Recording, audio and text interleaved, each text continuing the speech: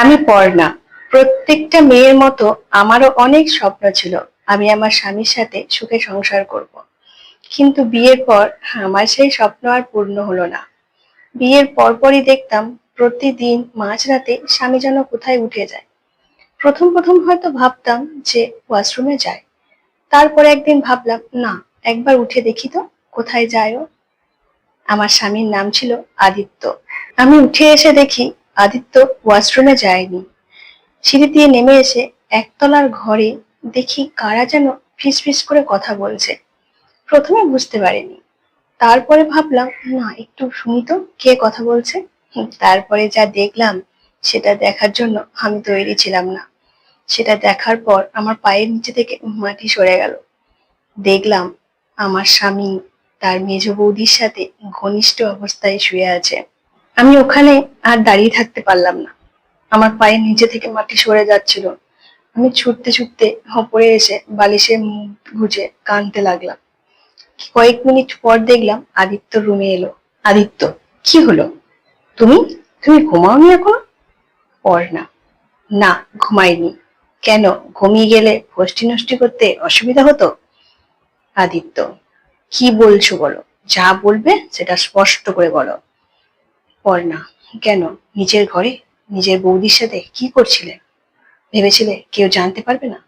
আদিত্য, হ্যাঁ, জানে, সবাই জানে, শুধু তুমি জানতে না। আমি আমার পারিবারিক চাপে তোমাকে বিয়ে করতে বাধ্য হয়েছিলাম।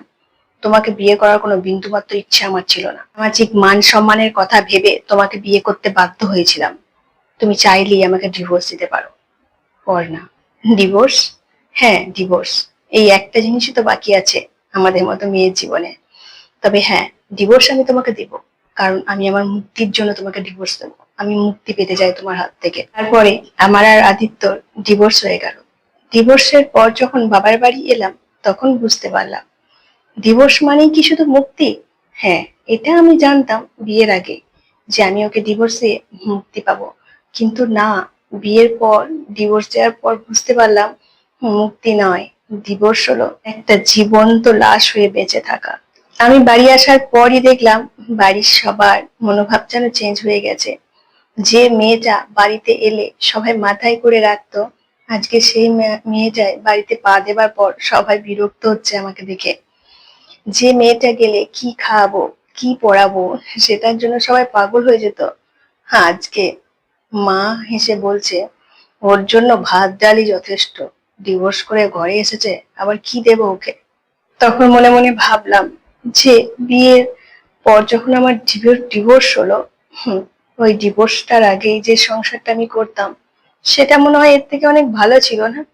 দুঃখ যন্ত্রণা, ঘরের মধ্যে গুমড়ে গুমড়ে কাঁদা, এগুলো সব সহ্য হয়ে যেত। কিন্তু এগুলো নিজের মানুষের কাছে পাওয়া যে আঘাত, সেটা সহ্য হয় না। তাই বন্ধুরা, তোমাদের উদ্দেশ্যেই বলছি, যারা ডিভোর্স দিয়ে ঘরে এসে বসে আছো, ডিভোর্স দেওয়ার আগে শতবার একবার ভেবে নিও যে কাজটা তুমি করছো সেটা কি ঠিক করছো। আমার এই ছোট ছোট ভিডিওগুলো যদি আপনাদের ভালো লেগে থাকে, লাইক শেয়ার কমেন্ট করতে একদম ভুলবেন না।